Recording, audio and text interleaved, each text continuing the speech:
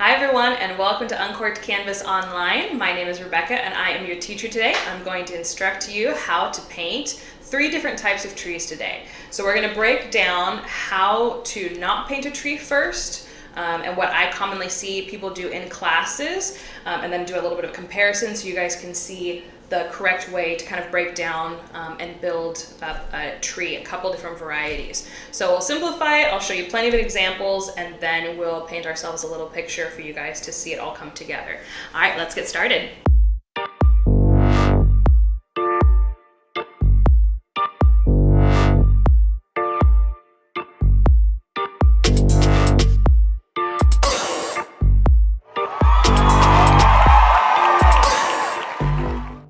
So what I will be doing first is painting, again, the don'ts of trees. So one of the major things that helps me break down trees is to think of them first as silhouettes. A lot of our paintings that we do in class are trees in silhouette. That means that there's no definition to the painting at all to the trees. There is just maybe black silhouette of a tree on top of a colorful background. So a lot of our trees get broken down into silhouette also, but generally speaking, every tree is a silhouette first before you add the leaves and the branches and everything on top of it. So breaking down and knowing how to break down a tree into a silhouette is actually how every tree begins.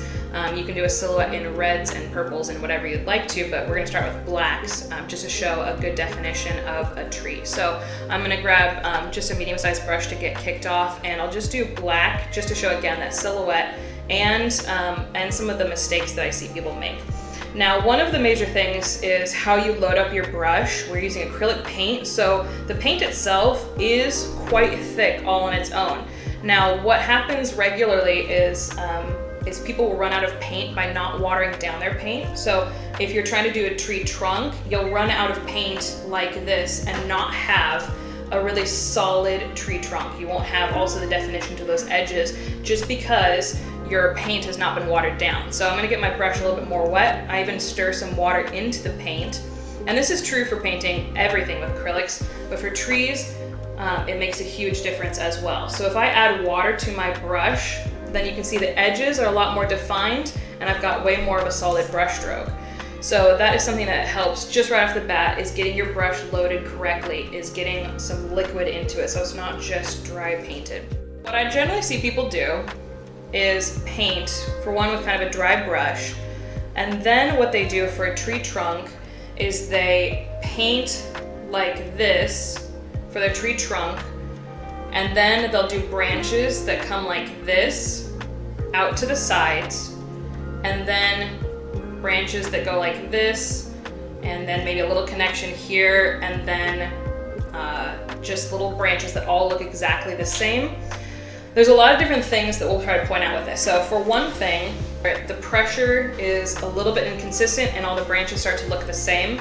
Also, the tree trunk, say this is the ground right here, the tree trunk is thin at the bottom. Now, for every rule we say for trees, they are breakable. A lot of tree varieties do narrow at the bottom.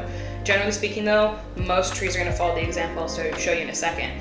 So for this, the best thing that you can do is have a reference in front of you. So I'll show the references as I'm painting them with my next examples, but here is how you generally paint a tree, the do's of painting a tree. So I'm going to add a little bit more water to my paint. Let's say this is the ground right here again. So it's a good idea to sketch out a tree first. So if you have a reference in front of you, that's going to give you the best starting point, is just know what you're trying to paint. So let's just say I know that the tree is going to be generally a big Y shape. So I like to build up a sketch for it first, and then I can start to build up the character and the thickness of the branches. So I will slowly increase the thickness of the branches, knowing the most important part is that the tree trunk gets thicker as it goes towards the earth. This is the correct way to paint a tree trunk. Just for something like an oak tree, it will get thicker the closer to the earth it gets. Now it's the same way though for every branch coming away from the tree. So we've got these branches are going to start to narrow and taper. It's a good idea always to break down a tree to its main largest branches. I like to just think of it as look for the 5 biggest branches of the tree. Each tree is a little different though, so looking at your reference in front of you, if you find a reference, use that as your best example. So I'm gonna break this down into 5 main thickest branches. And right now I'm just sketching out these branches. These are going to be my thickest branches. Now, the most important thing that I'm doing right now for these branches, I haven't thickened them as much as they're going to be, but the branches are not coming straight out. They are bending up and away from that tree trunk. They should be growing out towards the sky. The other thing is that they do not just end into the branch with that hard line. They're going to taper and blend into that tree trunk as if it's growing out of it. So from here, I've got my main thickest branches, and I'm slowly building up the density of the paint as it gets towards that tree trunk so that they just get thicker the closer they get. And then these will be the main branches that all of my little branches are going to branch out from. So these are pretty straight branches in general. Not all trees do that. There are some that are going to wave and bend and bow, and that's why having good examples helps me a lot, is because otherwise I'll just have these straight branches, and really what is more natural is having them overlap each other, bend and flow in between and on top. So if you're done at this point, it's a good idea, if you've got your main branches, to switch to a small brush and get in your little guys. One of the other things that I'm doing is I'm tapering my brush strokes by lifting up my brush as it gets to the end of that branch and lifting off so that it tapers naturally. It's going to be really good to have a pointed brush to do that. Always just use the tools that are going to give you a better outcome. So right now this is the silhouette of the tree. And mostly the number 1 rule is making sure your branches always get thinner the farther away from the tree trunk they get. And that is number 1 rule. If I was to change this, you can see this looks like a club coming out here because this gets thicker the farther away that it gets. Also, the end of my branches over here have not tapered, and they don't flow out of the tree trunk. Even here, they get thicker as they come out, and we don't have the nice clarity to the color as it comes through here because we don't have enough water mixed in with our acrylic paint. So these are some very basic rules. The rest of it is going to be learning how to break down the varieties of trees. We're going to have 3 different examples today. We're going to start with an oak tree. So if I want to paint this oak tree, you can see in the example, and this is the size of my canvas right here. I want it to fill the entire canvas, this square. I have to visualize this tree and how it fills the space. So let's just say what I like to do is give myself little dots for where my goal points are for the tree. So if you can take a second and actually unfocus your eyes, or if you're with glasses, take your glasses off and try to look at the big shape without seeing all the little details. That's the first step to painting an object that you're trying to break down, is to break away from getting too distracted by the details. What I'm going to do is I'm going to give myself dots to where I want the goals for those trees to be. You want to figure out if you need it a third of the way up your canvas or a third of the way in if you're trying to figure out how big this tree needs to be. One of the major things that I see people do is not stretch the branches as big as they need to go. They don't fill up the canvas as much as their goals should be because they don't think of this tree as an object that needs to get all the way to the corners or all the way to the edges. So we'll kind of start the tree by understanding how big it needs to be. So if I'm looking at that example, I know that the top of the tree should go all the way up here on my canvas. And you can decide if you want it to only be this little corner, you can give yourself those little marks and say this, if I were to break it down into a big square, how close to those edges is it going to reach? So let's just say this is the very end here. I'm looking at the right-hand side, the farthest those branches go. I'm looking over the left-hand side, the farthest those branches go. And then I'm looking at the tree trunk about here, and it's about centered on that tree. So now I've got myself goalposts just by comparing to the edges how far I really want this thing to stretch. That is a huge part in trying to get a tree to this scale, is trying to figure out how close to the edge of your canvas or an object in your painting, how close is it to covering up the building it's sitting next to, or any sort of comparison that you can do. So I'm going to start the tree trunk. Now we've got this really main bend in the tree, and I'd say, eyeballing it, it starts about a third of the way up the tree that we have this really pronounced bend for that main tree trunk. Now again, we want to break it down to those 5 main branches. So I'm going to start that tree trunk. It's not going to be as thick as I want it to at the very beginning. I'm still doing that sketch like we had mentioned, and it's okay if it's not going on solidly the first time. I'm just trying to get kind of the basis for it. So here I know that it stops before it gets to the very tallest point. And I'm just trying to do comparison to the other branches it's sitting next to and how close to the edge. And with trees, it's not like someone's face. If something is a little bit off, you're not really gonna notice. So no one's gonna know unless they're comparing it to the photo that you have for them. So I'm going to, this is the bend I was talking about, is about 1/3 of the way up. And then this almost goes to the top here. And this is just me trying to figure out how it's going to fill the canvas and break it down to those distinctive shapes.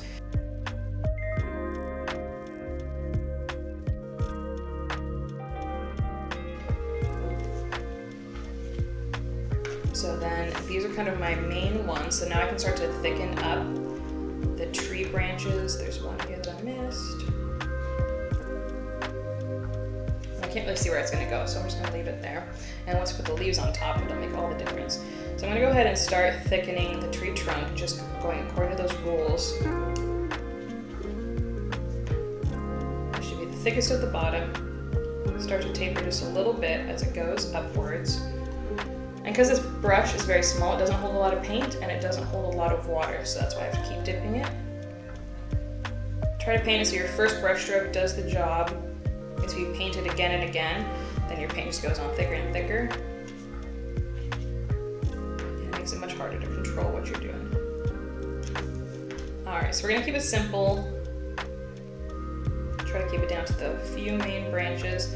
Now this is a great thing to practice doing on that any sort of paper or any sort of small canvas that you have with you. It's a really good idea to take that and practice your trees. Even practice the shape of the one that you're going to be putting in the painting that you have. You'll always have a better tree the second time that you do it.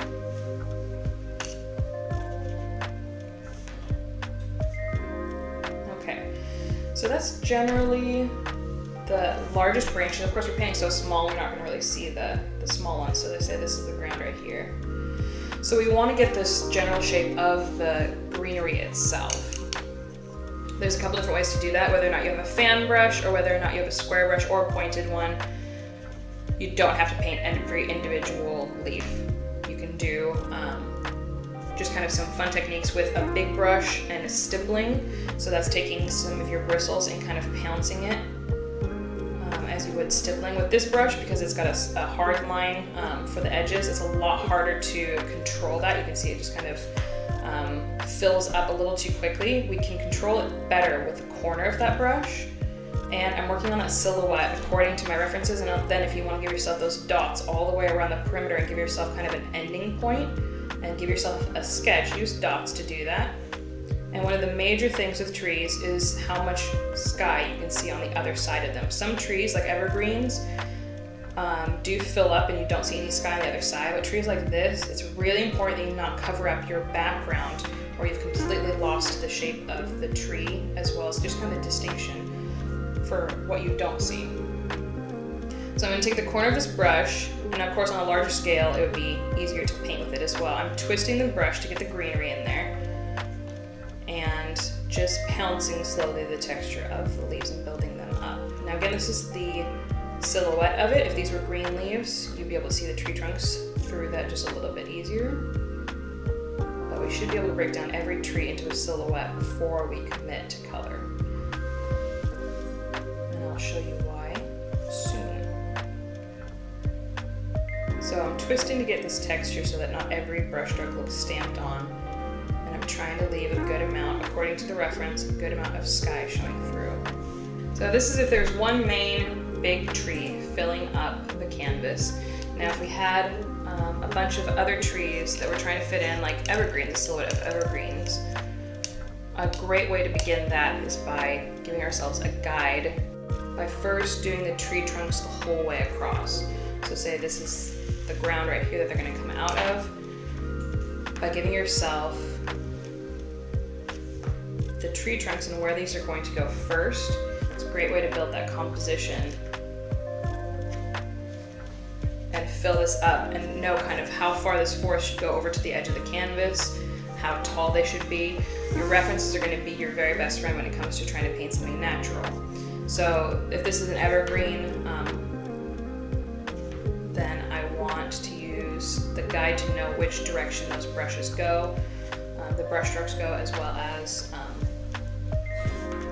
whether or not they curve upwards or whether or not they run into each other. There's so many different types of evergreens that you want to make sure that you're using your reference to know which one and how to control your brush as you're going.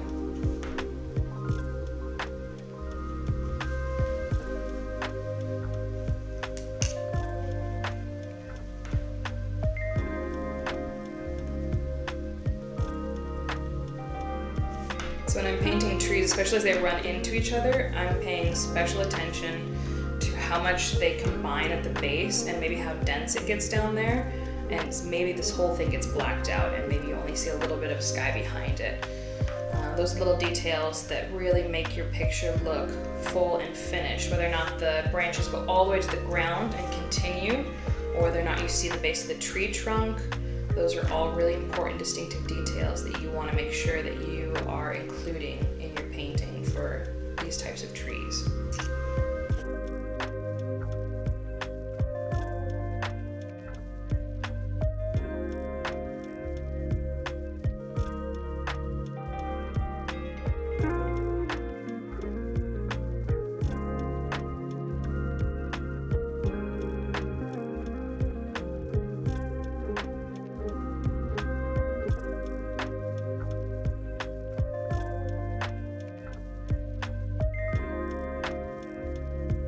So this is generally how to break down a silhouette. This is almost the same as creating a thumbnail of paintings. So if you can imagine a whole composition and you always shrink it down to a thumbnail first, a small sketch where you only pay attention to the general shapes of things without getting too distracted by every little detail. This is a perfect way to start every painting, is to first see a thumbnail.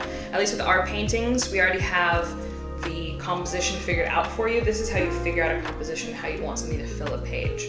So if you can break down a tree into a tiny sketch like this, down to its very simple shape and design, then you can blow it up on your canvas and make it the scale that you want that much easier. So you should be able to understand your trees at their simplest form, their simplest outline, and then it becomes that much easier to apply it to your painting. So now we're going to paint 3 different types of trees so that you can really understand how these can be blown up and made more detailed. Again, a lot of our paintings have silhouettes for our trees, and so this is a great way to practice those so that when it comes to the scale and comes to figuring out how you want to hold your paintbrush to paint leaves and things like that, this is still really important practice. First though, what I'm going to do is I'm going to paint an evergreen. I'm using the reference that you see on screen, and I'm going to do a dark green for the first layer, and I'm going to be painting it in its first layer silhouette. So to make a dark green, a foresty green, I'm going to start with yellow and blue and make a really deep green. Always starting with the tree trunk. And that can be done with black, depending on your reference. You might find that that should be done in black, especially if you can see it in some of your references, depending on, there's some evergreens, of course, that also have white tree trunks. So your reference is still your best friend for this whole process. But I started with this so that I know where all the branches need to go into. So it's very important to have that reference. There are a million different types of, obviously not a million, but really close, at least a few 100,000 types of evergreens. So honestly, whenever I see people not match my example, it still looks like an evergreen, rather it be an evergreen that's on the other side of the mountains and is a little bit more sparse, or maybe a fluffier fir, or any of those sorts of different types of evergreens. There are so many. I'll do a couple different ones that you'll see in more than one of our paintings. So say this is the earth right here. I'm gonna get my brush pressed out and get all the extra paint out of it so that it's just kind of down to its tapered side, so that when I go to the top, I can use the same brush and get those narrow branches that go at the top. So what I'm doing is I'm just putting in some very small pieces on either side, letting the brush just it's kind of a little overloaded with paint, but that means that it kind of lets itself do its own texture. And then I sweep towards that tree trunk. Now, if you go a little bit faster, it's going to give you a better texture. So what I do is kind of pounce my brush and revisit and kind of add those details in. You can do it with a smaller brush as well, but to get this bulk filled in, I just kind of make messy little dashes with my brush, and I'm trying to pay attention then to the silhouette, the general silhouette of that tree. This isn't an exact match, but it'll get you started. And it goes all the way to the ground, and I'm doing this pouncing thing as I do these little dashes of paint. So I'm still doing this like pouncing action where I just have little dashes, and then making sure it's still damp as you're going. And then I am just kind of sweeping at a slight angle. That's just this type of evergreen. You can see we've got that much texture just by pouncing and kind of dragging towards that center there. So this is our silhouette. I'll come back to it in a second. The other tree, almost my preference for painting that we see over here, is angling downwards. And what I like to imagine, and this is why you should do a practice run before you get started, I like to imagine that I'm almost doing this Z formation with my brush. You'll see me do that, and of course I'm increasing the width of the tree as I go downwards. That's a very important feature to these types of evergreens. So what I'm doing is I'm turning my brush and I'm almost zigzagging down. You can see it like that. This is too formulaic, but I'm still kind of following that pattern. I'm still doing the bouncing and I'm dancing down each side by keeping my brush moving and keeping it pouncing like that. I can get a really quick and really easy tree. And obviously I lift up pressure as I get towards those edges. You might find that there's some branches in your reference that kind of twist even upwards like that. Just look at your reference and see what you got. So another evergreen that you might see, which is pretty common, I'll just do a quick sketch, I won't go into detail about it. But another one is where it doesn't go all the way to the ground here. We've got this kind of shape here. It breaks apart, you can see that Z formation. It breaks apart into little branches down below, but then it kind of bulks up here just a little bit. So we kind of do these same moves on both of them for this kind of tree. So that's if you don't see it all go all the way to the ground. This is a great tree also to mix in with your variety of evergreens. This one's a bird tree. This one's an evergreen tree. This one's an evergreen tree. These are evergreen trees. This one's not. Hashtag science. All right, so this is a silhouette. Now, obviously you can do the silhouette in black and still this could be your highlight color, but I'm gonna show you what I mean by having this as a silhouette and then having a highlight. So I'm gonna take my brighter color. You can even do it with pure yellow and have a really great effect. So we're seeing this broken down to its very basic flat shape. Here's how you add definition. Now the reference that you'll see, this is a evergreen shape that is really, really blue in its tone. You'll see that I don't see much yellow in there to begin with at all. The trees behind it are very yellow. This one is not. But I'm gonna use yellow because that is a very common color in evergreens, just to show a little bit of distinction here. Make it a little bit brighter so you can really see it. So this is still wet, so you'll see that mix in just a little bit, which is a great technique, is to paint wet into wet. A little bit hard for acrylic, sometimes it dries too quickly, so don't feel like you have to. You can pick out more than one color for this. But now let's say these are the background leaves. Now I want to paint the ones that are getting the light in the foreground in front of us.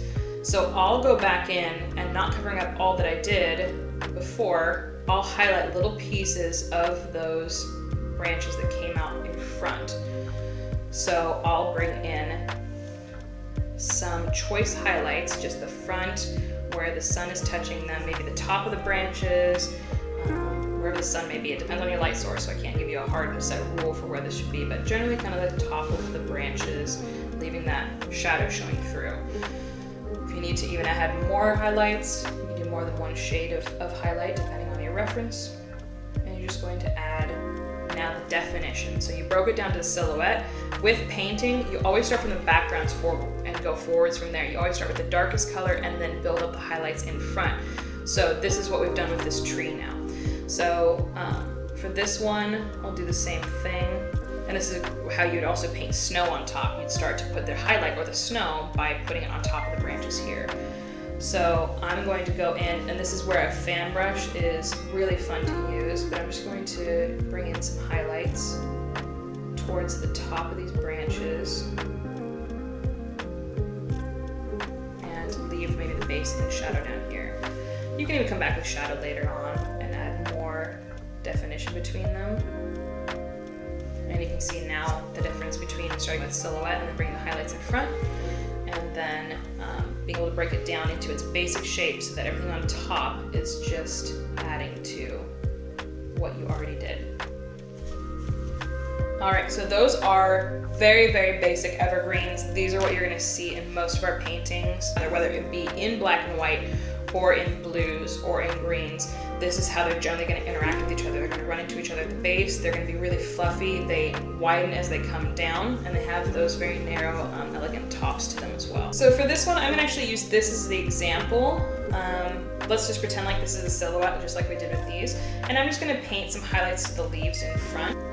And then we take the same green, and say we did this first layer in a dark green. We'll take our bright green now and dabble over the top here.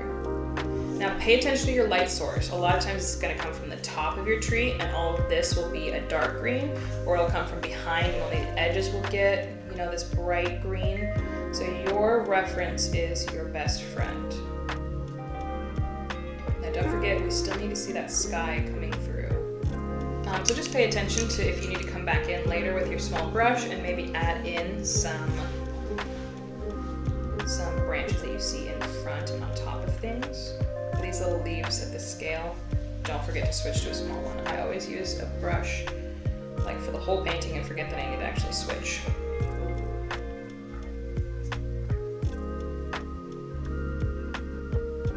Alright, so you can see that kind of coming together here, right? So if you can simplify it down to a silhouette, whether it be in greens or oranges or whatever that may be, you can finish by adding those details on top. So this is revisiting it and adding some branches that you see peeking through. Now, if you covered up more of your sky than you like and you need to bring some of it back, let your paint dry and you can revisit it at any time, and you can paint your sky through those leaves. So even that is very forgiving, especially in acrylic paint. It's very, very forgiving. Just let it dry for a couple minutes, come back to it, and you can bring back whatever you need to, whatever you're missing. All right, so alder trees, my favorite trees, birches and alders are my favorite to paint. Now these break a couple of the rules because it doesn't quite thicken. It doesn't quite thicken at the bottom like a normal, quote unquote, normal tree would thicken. It actually comes out of the earth. Say this is the ground right here. It actually comes up kind of straight out of the earth. See that water thing that I was talking about? It's super important. It almost comes out straight like this. And it tapers a little bit, but mostly birch trees are straight trees coming out of the ground. There's a little bit of weaving and wobbling a little bit, but mostly it's straight until it gets up to the branches out here that are at the top that fill up to be the greenery in the sky. So mostly we're actually dealing with something straight, which kind of breaks some of our rules here. So I'll start with a black silhouette. And if you check out the reference, I'm working on that main tree off slightly to the right. That big main tree is what I'll use in my references. Now we start with the darkest part, which is going to be the black that we see coming through. You can start with white instead, but I like to put the white on top for the highlights on top of the tree. So say we're going to fill this with that tree. The very top is going to be here. The very bottom of that tree is about here. So I have to imagine for right now, I know that the leaves at the very top fill in about a quarter of the tree. So I'm going to give the bottom of that mark here so that when I go for the tree trunks, see where that Y splits in that tree? That's about halfway down from here. So I'm going to give myself a little mark. I'll go ahead and paint that out so it's not super confusing. But this is that part of the tree on the left-hand side that goes in a little bit of a Y. And then I can figure out where it goes to the ground here. Now a lot of them will split apart like this, and they have some quick little bends in them or some waves, but nothing as wavy as maybe an oak tree would. So it's the ground right here. Now, a quick tip when you're trying to get a solid edge on your paint strokes, you don't want to try to always get it perfect like this, because you can see that breakaway right here. When you're trying to go to clean out that line, what you want to do is you want to load up your brush and push the paint to the edge here. So I'm going to take some paint and I'm pushing a ring of that paint along the edge. Now it has to be damp paint to really do this correctly, because your canvas is textured. So it doesn't want to have a straight line, it wants to go along the texture of the canvas like that and break away. Get that clean line. You're going to take your paint, you're going to load up your brush, and I even do a little bit of a swirling to kind of push that paint to the edge. And that's how I can get a solid line. If I was to go back and try to fix this, I'd have to keep brushing like this, and my tree gets bigger and bigger as I try to fix that. So to keep inside that shape, I kind of do this kind of circular thing where I'm pushing kind of like this, and I'm kind of getting to the edge just to push the paint all the way to the edge and get that thin, straight line. So that is something you'll see me repeat again and again, is trying to get those clean edges. I'm actually pushing a ring of paint all the way to the edge, and that's why you'll see that thinness inside the tree. It's because I was getting that thin, that paint thinned out to get that clean line. So very soon, because I'm not painting on a very large scale, I'm gonna have to switch to my my smaller brush, because I am not that crazy. I am that crazy. I want to give you a better example than my crazy. Alright, so I'm going to do the whole silhouette. I'm going to do a little bit of blue in this mixture of black, so it's not true black. Alright, stay tuned while I finish painting in this silhouette.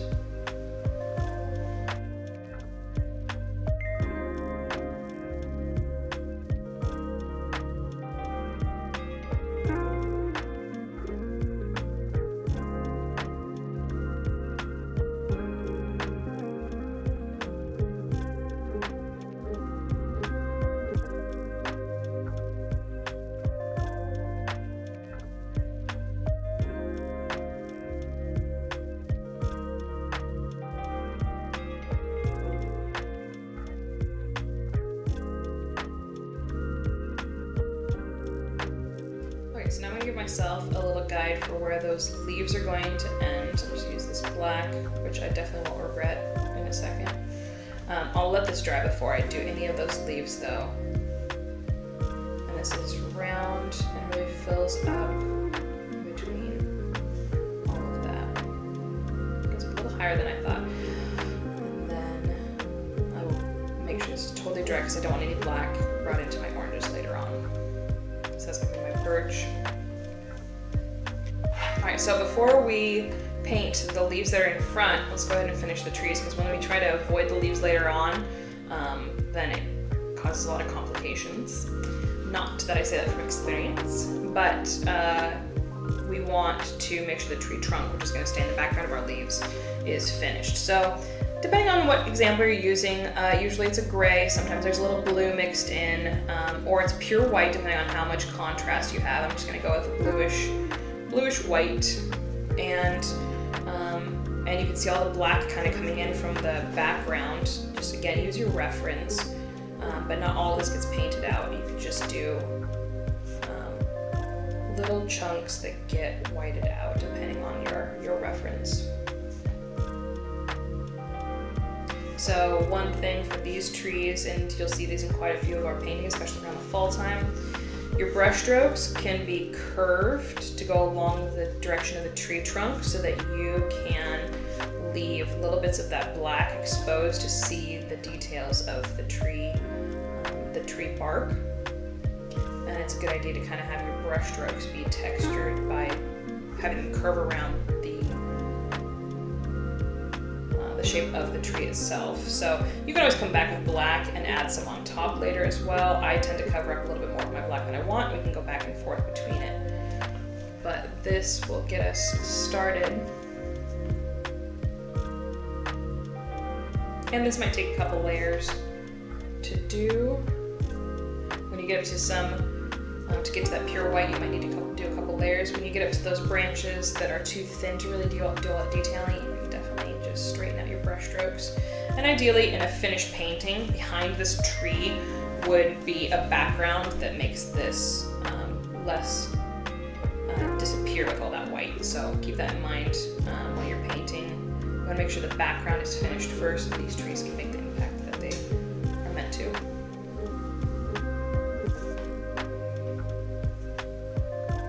And it almost disappeared. All right, cool. So let's go ahead and I'm gonna finish my little guys up here where they just didn't disappear behind most of the branches, but I wanna make sure they're nice, bright white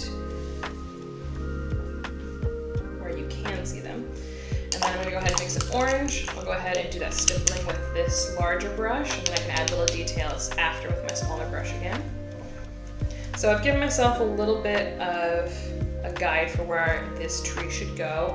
I'm going to start with some white for this orange, some yellow, and some red.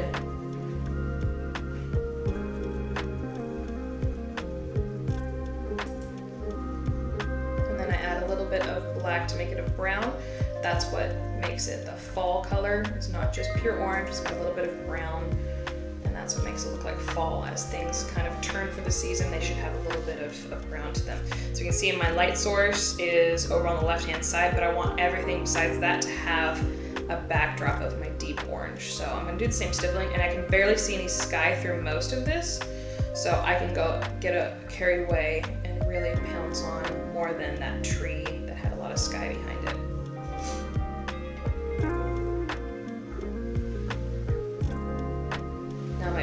Brush strokes they narrow as they get towards the outside where those little branches will show. Now see where I had the black outline, I used the black to do that. It's better to do that with your orange later on rather than at the beginning, or otherwise you'll have a harder time covering it up. So don't necessarily do your whole sketch with the same color.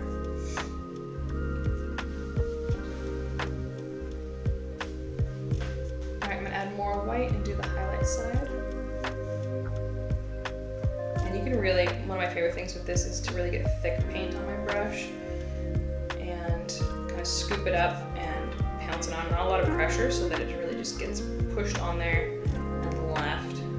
You can see my brush twisting and bending as it goes. You can switch between your colors if you want to. And I try to just put on nice thick paint. And that's a great way to really give the texture of leaves, a bunch of leaves all together.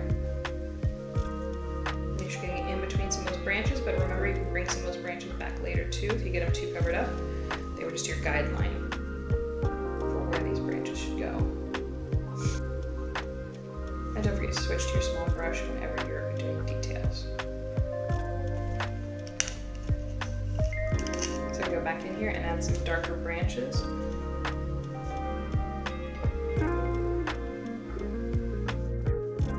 So just to kind of finish it off, we do a lot of forests that have shrubs and other things that really fill up the base of our ground and things like that. You can do, of course, grasses, and you can do any sort of other sort of fill to the ground. But a lot of times we're just doing shrubs or small trees or twigs or things like that. So something that'll fill the whole ground right here and make a nice complete painting. So. Very simply, it's going to be really similar to how we paint the leaves and we try to fill in the bulk. So you can give yourself little areas that we have shrubs first, little pockets where you want things to be growing out of, just to break it down to its basic shape, how big you want this shrub to be. Maybe give yourself a little sketch. You can do it the exact same way and break it down that way. Make a mess, don't be afraid to just kind of bulk it in first. But very similarly to how we do our leaves up here, I'm going to take my brush and twist it around. Now we're not starting with tree trunks.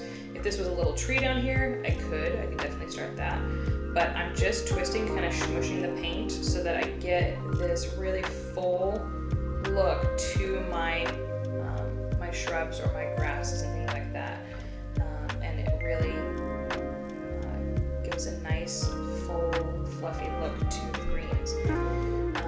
The other thing you want to do maybe later is add some twigs, even come back with some black and add some twigs on top of that, add some more texture. You can do the same thing where you add the highlights in front. It's very similar, we're just not starting out the exact same way.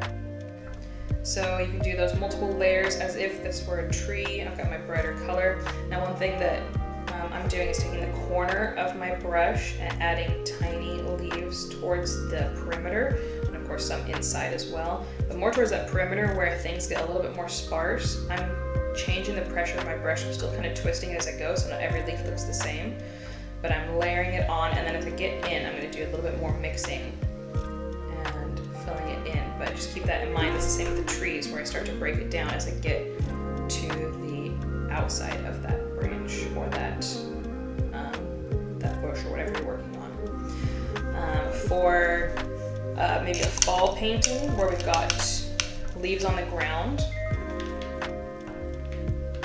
you can take your fall color from that tree. Those same colors should be something similar anyway.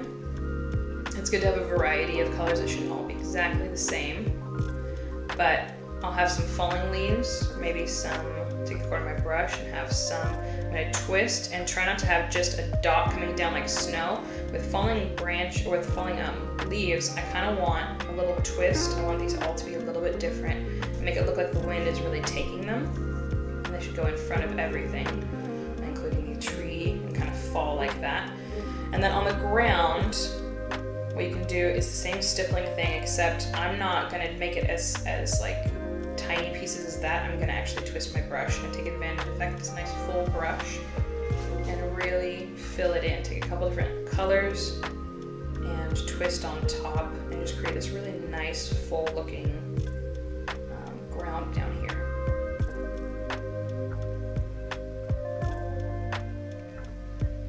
So we can get this variety to the base of our paintings just by using the same similar leaf techniques, twisting the brush and slowly building up from the darkest to the brightest colors on top. Now, one of my favorite things to do, and I'll just show you really quickly, you'll see this in our example paintings, is a whole forest of evergreens. It's kind of what we did right here, but to make a whole forest, say this is a hillside that we want to fill up. I'm going to take a dark color. This is a hillside here. Now for evergreens in the background, we're not going to see every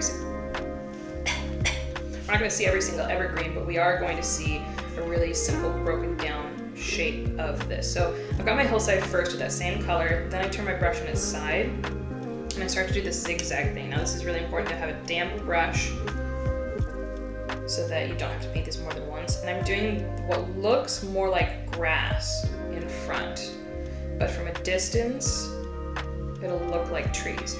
So what I'm doing is I'm making sure that each tree that comes up is a slightly different height. It's got a little bit more pressure as it gets towards that hillside, and it still narrows to a nice point at the top. And if it's starting to look like grass to you, then you are doing it correctly. When you get trees in the foreground, this will look even more like a forest. So once you've done this, again, this is just kind of me turning my brush on its side and getting a nice narrow brush stroke, just a lot of differences in heights. Then you want to just come down here and brush out any zigzags that went down into your wet paint. Make sure it's nice and smooth, and you've got yourself a nice background hill of trees that will look really, really excellent, especially if you were to suddenly have this tree in the front of it. It would be a nice background to have is a nice forest of evergreens on a hillside. You'll see that in quite a few of our paintings. Seeing it happen in front of you, really up close, is definitely a lot more helpful. From a distance, it'll just look like grass as you're painting it, but just follow through with that and you'll be really surprised at how convincing it looks when you back away from your painting. Below this, you'll see a link to our Art at Home kits where you can use all of these instructions to make some beautiful works of art at your own home and at your own pace. You'll see more videos from us giving you more and more tips and tricks in how to be more successful when you paint at home.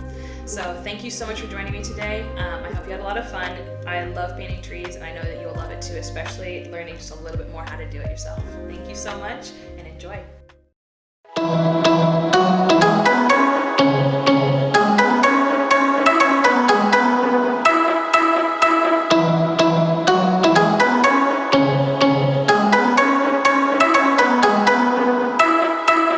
Make sure you like and subscribe so you never miss out on the next big thing from Uncorked Canvas.